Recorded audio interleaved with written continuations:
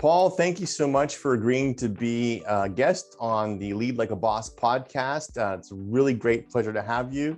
We've known each other. We've known each other for a while, and I really have a lot of respect for your entrepreneurial skills.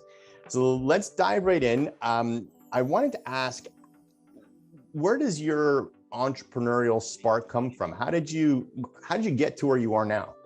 It's from a very young age. I think it was first year of CJEP. I was organizing parties, participated organizing one of the first raves actually. And so I was already like trying a little bit of like being street smart, hustling quite a bit, and then starting like that.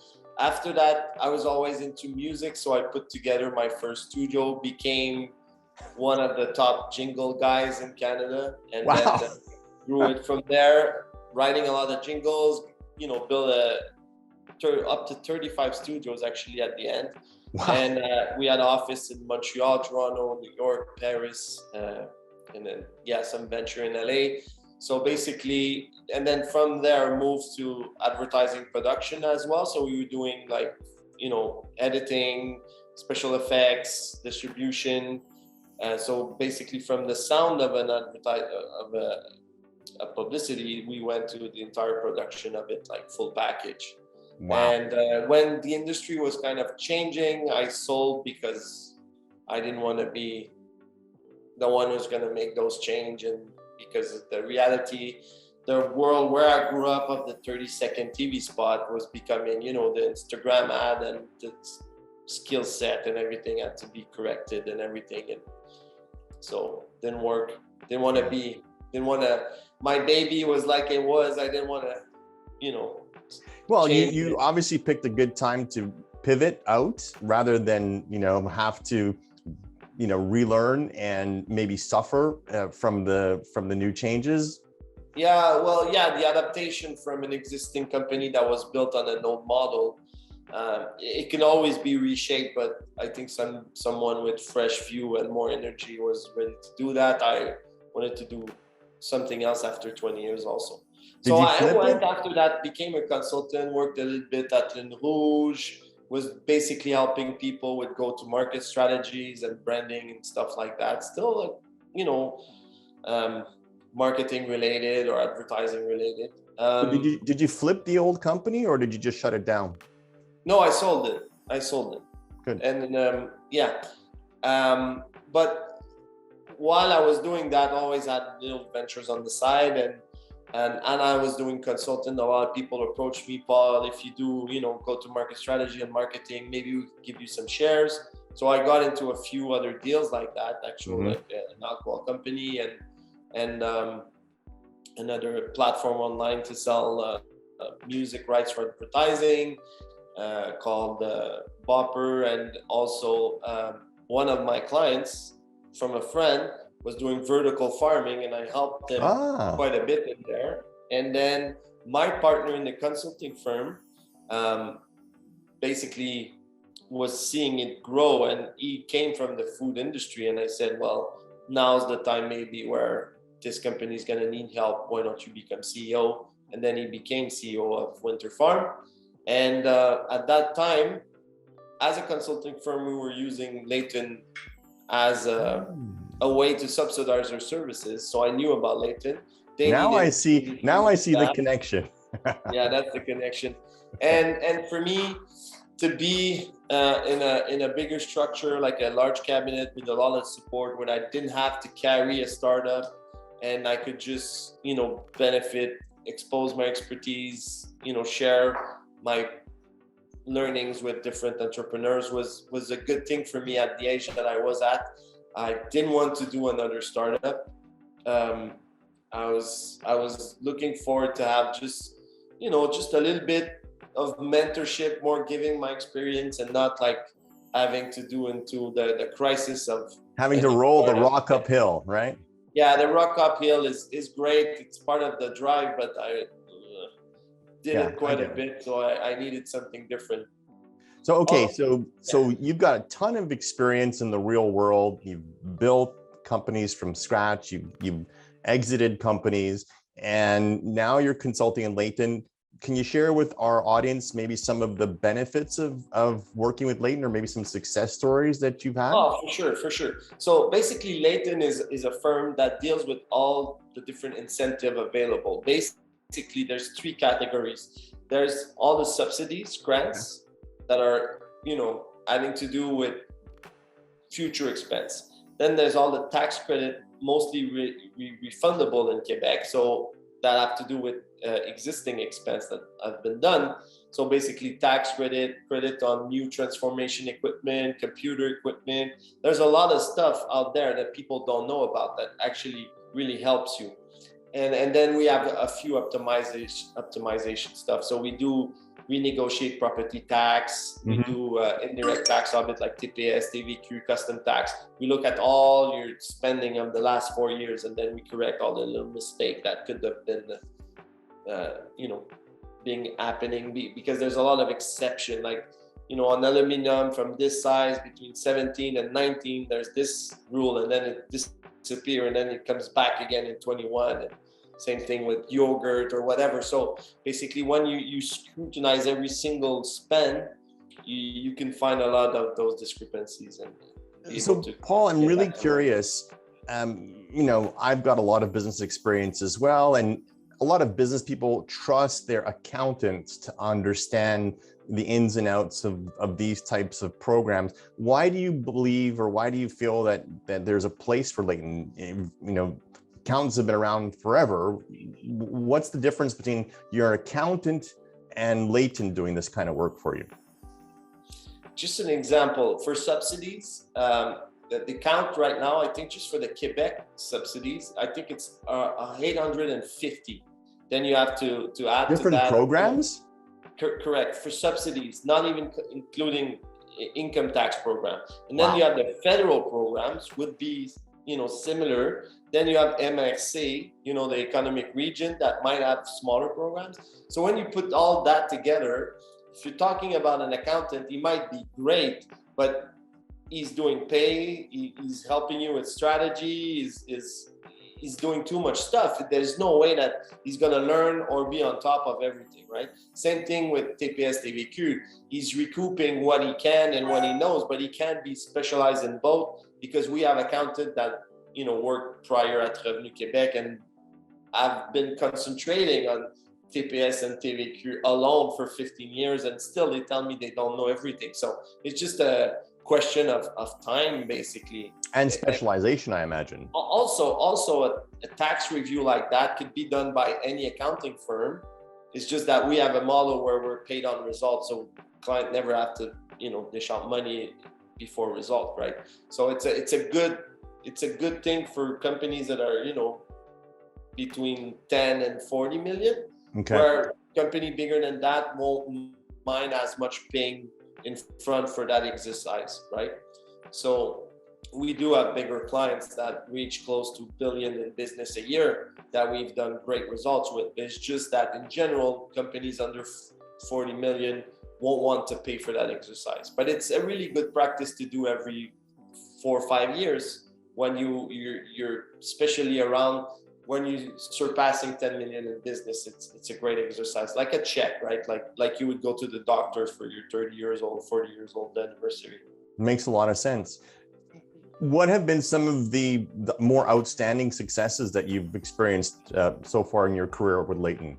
I mean, from startup, right, that didn't plan their fiscal setup properly. Like they were taking out tons of dividends, not using salaries. So basically, because of that, they weren't entitled to the R&D tax credit that would cover 65% of the salaries. Wow. Nowadays, dividends don't really give you that edge. It's kind of the similar condition as salary. The only difference is the 11% of, social advantage that you have to pay. But nonetheless, when you're comparing that to a 65% subsidy, it's quite enormous. So basically taking a company that had nothing, right, and then putting in the proper fiscal structure. So the next year, basically they get close to 325 just with that single tax credit. Now, the other tax credit on computer equipment that they didn't know about, because they're using a lot of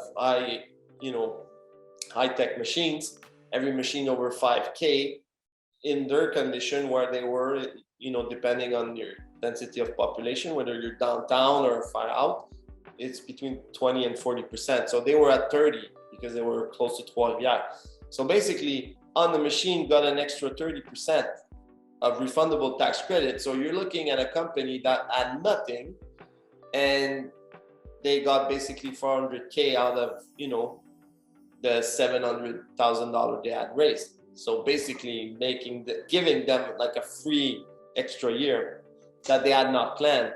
So success like that arrives, quite and if often. I'm not mistaken, that's not a one-time deal. That's something that they can continually apply as they're doing development, as they grow. R&D testing, that credit still exists. Also, when they're buying more equipment, that tax credit is actually available until 2025.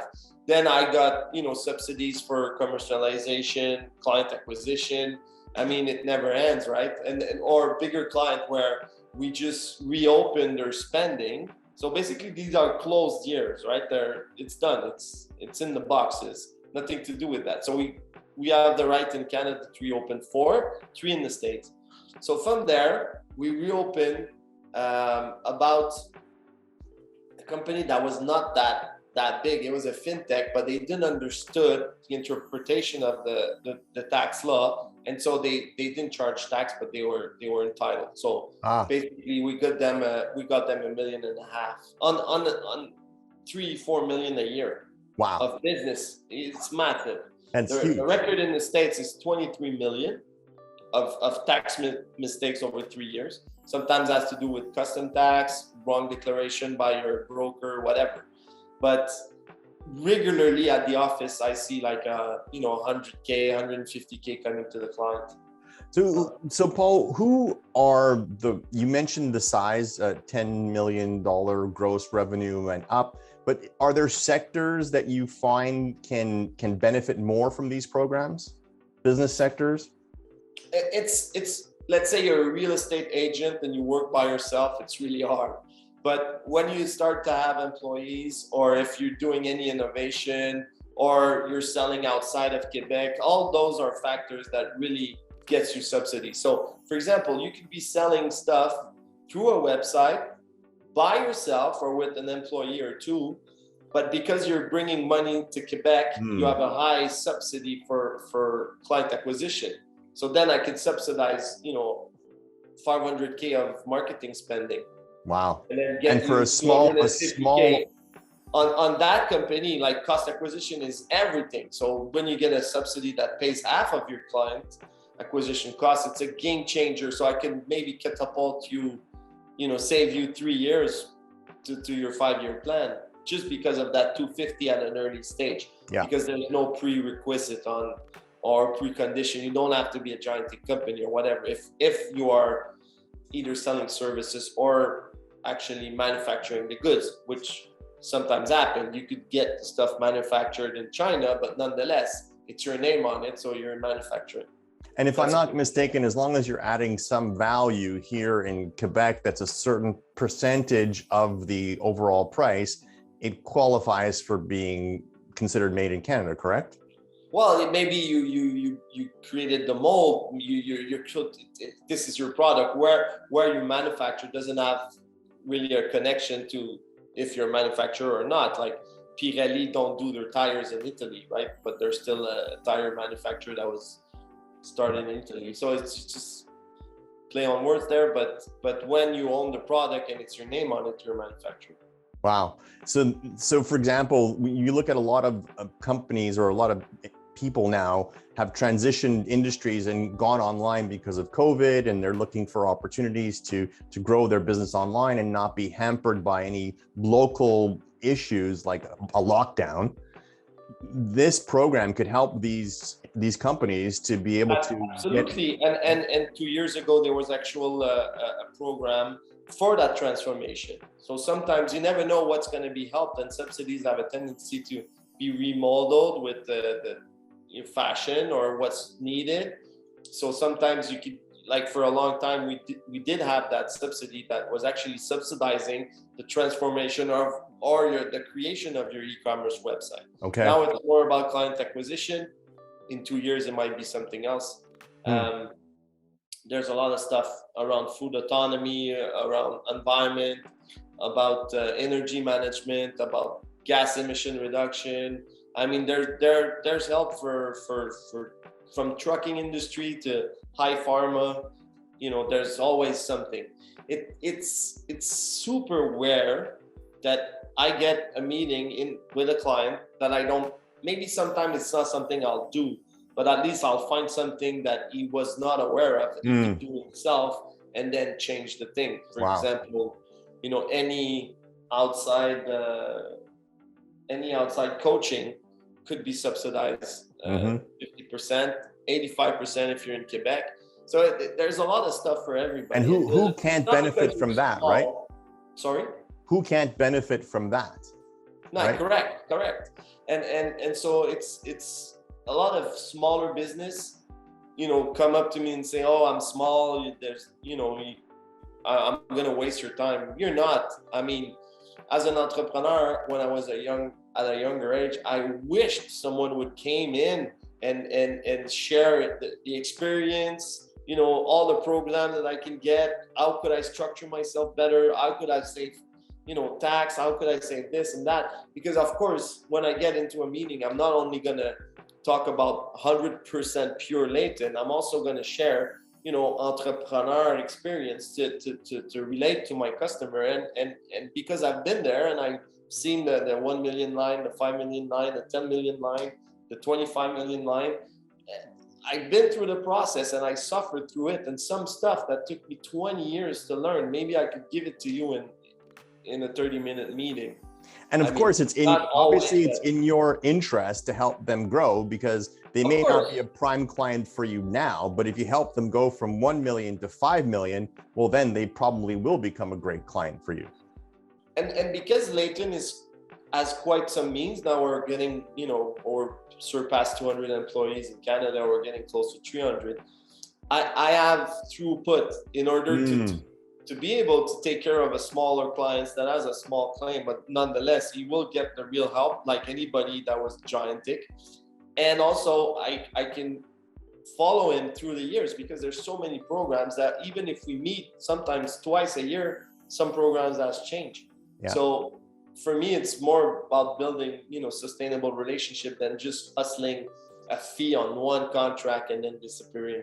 Yeah, and I can see it, you almost become a scout for your clients in terms of you have your antenna out and you know what's available, and you can direct your clients to whatever's going to help them in this year or in this quarter or whatever the case may be. Yes, the truth is I can't, you know, keep an eye open on all the clients, but what I will do is I will group them by industry. So then it's kind of easier, because when I see a measure coming up, I know that I have to talk to all these guys, right? Got it. So it would be too hard to keep track personally on everybody. But if they call me back and say, "Paul, we heard this," then for sure I'm going to do the research and get the meeting going, and then, you know, make sure that this comes back to them. But well, can I ask you a question? Go ahead.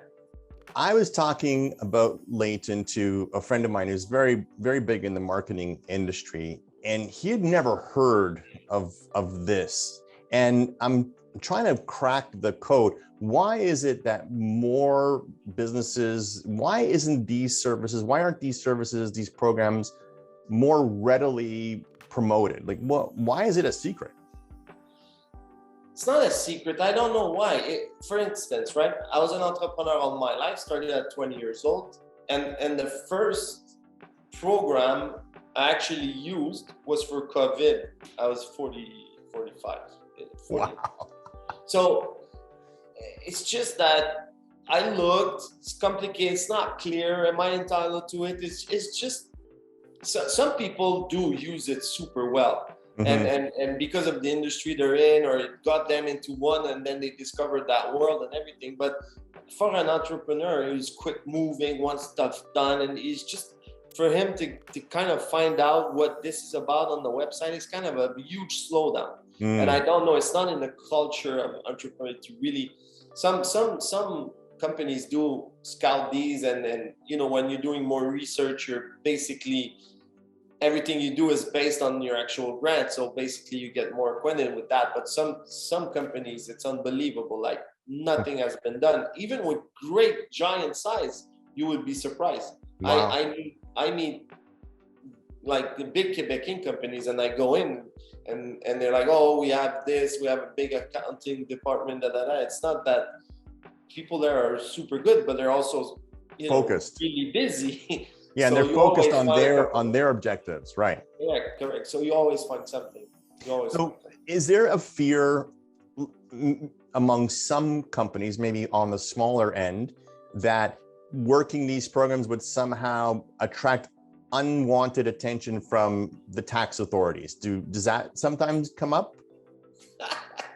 That comes a lot, but it's actually the opposite, because when you're doing like a tax review audit, basically, if 3 years ago you owe the government $200 on that bill and it wasn't put in, you know, it was no more exception. You know, you thought that there was still in it, so you calculated wrong, because from 2017 to 2019 it was going on, and you thought that it was still there in 2020, so you omit to do that payment. When you go back and do a payment from 3 years ago on by yourself, you know, like self declaration, it kind of get rid of red flags sometimes. So when we do a super detailed, you know, computerized review detail of everything that's been done, maybe the government owes you $10,000, but because you paid back that $200 on that bill, you got rid of the red flags. So most of the time, it's actually the opposite. And we have so many staff that are coming from, you know, Revenu Québec or Revenu Canada in-house that knows all the process, you know, they know also who's the people on the other side. So when they see the report coming in, they know that everything has been checked and it's super in order, and using computer system and AI to do a super clean report that is super detailed. There's no need to come and do that audit because that already has been done. Knowing the way most of these bureaucratic organizations work, they're always going after the lowest hanging fruit, right? And so going after a Layton report with the reputation that Layton has is probably not a very good return on investment. The thing is, when we do a full assessment on the tax credit of 4 years, and then the government would come in and challenge that company that has that report, the first thing the company is going to do is just send a report, right? Because then people in Revenu Québec are going to say, okay, if I go check that company is going to cost X amount, like 4 CPA for this amount of time, and then 1 fiscal, you know, it's really expensive. Now, the full report has already been done, and everything that was needed to be clarified is in there. So by a reputable firm like Layton, right? It's a high risk for the government, and there's probably a really low result, right? So, and I get it. That's why basically you're limiting the audit from the government. Makes a lot of sense. Excellent. Paul, this has been very informative. I think we need to do this again, maybe on a more specific topic. I'd love to do that. What's going on these days? What's really hot for you? What are you working on with regards to Layton? Like what's the thing that's really got your attention these days? Well, I really like the C3I, the investment credit, because it's not everybody that knows about it. So and then people that traditionally don't use, you know, tax credit, like large garage or trucking companies, or people that are not really into that, like more mechanics that so they say, well, tax credit is just R&D. No, it's not. There's a couple of others. But the C3I actually, whether it's your welding equipment, your compressors, your bending machines, you know, all your tools, basically over 12K will qualify. I can't do your pickup, I can't do your rolling equipment, but a lot of your actual expensive tools are admissible. So that's gigantic, and it's untouched. Like 80% of the client, didn't know it was there, and it's not all accounted accounting firm that had the time to take the little course there to be really efficient on it. So maybe we do the first year and then the accounting will take over. But sometimes, especially, this past fiscal, like around April time, people didn't have much time to learn about it. So basically just outsources for us, and we take just a success fee. It's reasonable, and we're capped at a certain amount. Mm-hmm. And there's no limit, right? So I had clients that had entire production line, let's say 4 million, and they were in a high density situation, like close to downtown of a big city. But nonetheless, it was 20% on 4 million. Let me get this straight. So let's say I'm a medium-sized printer and I need to upgrade one of those, big copy printing digital. It's $25,000-$30,000 for the unit. Let's say I'm leasing it through the company. Does something like that still apply? You need to buy it. Okay. So if you buy the machine and it's 25,000, then anything over 12,000 would be subsidized, depending on where you are, from 20 to 40%. So if the company uses a corporate line of credit to buy the machine, it applies. Yeah, corporate line of credit is fine. It's just like when you're doing crédit bail, for people who know about it, it's when you're actually rent. So the bank is buying the machine for you, and then you're renting the machine from the bank. The bank owns it, so you can't really claim. But it's more advantageous from what I can see on this program to auto finance it yourself and take advantage of the credit. Correct. Gotcha. CNCs, that's a classic. It's so expensive. Like, cheap machine, 100K, expensive machine, 400K. And that's an automatic though. Yeah. Amazing. So that's a good example. That's just something that I really like. Also, the PSCA, the client acquisition program from Quebec, was super generous. Helped a lot of people get more business, bring funds to Quebec, create jobs. So we can create jobs now. I understand Quebec is. I'm not trying to diss any of our other partner provinces, but I understand Quebec's pretty aggressive vis-a-vis other provinces. Correct. Yeah. Absolutely. Amazing. I think we're really lucky in Quebec as entrepreneurs, and it's just a matter of getting a bit more knowledge around.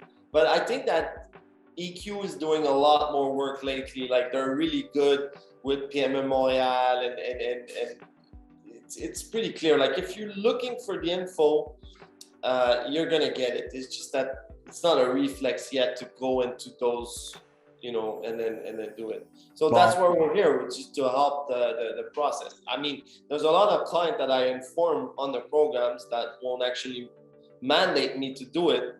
Maybe they'll mandate me to do one or two, and then they'll take on the rest because they have the throughput to be able to do it. And that's fine. As long as Layton's doing a fabulous job. Sorry? I was going to say, Layton's doing a fabulous job of getting the word out and lending real expertise around this. That's helping a lot of small and medium-sized businesses to take advantage of these programs and ultimately to grow. I mean, that's the purpose, right? For sure, because anybody that gets a meeting, he's gonna get like a report of what is admissible for him, and he has an idea of what's out there. Not to every detail in the 30-minute meeting, but great understanding of what's out there, and then what he could do by himself or with the help of a consultant like Layton or somebody that does the same job. Great. What's the best way for our audience to get in contact with you if they want more information about your programs and your services? They send me an email, and we'll just book a 30-minute meeting and discuss, whether you're planning to open a company, you have one, that you're looking to grow, you're building, you're trying to buy another company, whatever. It's a good 30-minute, and you save a lot of research online. No joke. Excellent. Well, Layton's success, Layton's growth in the last little while is testimony to the fact that you guys are doing a great job helping businesses to grow and to take advantage of the various programs that the government have in place, really putting our tax dollars to good work. And we really appreciate you joining the podcast, sharing this information. We're going to put all the links to your contact information in the video so people can reach out to you and take advantage. So Paul, thank you so much for being on the show. And we'll definitely have you back to talk about maybe more in depth of certain programs that are really hot these days. For sure. Thank you for having me, George. Thanks, man. Have a good one.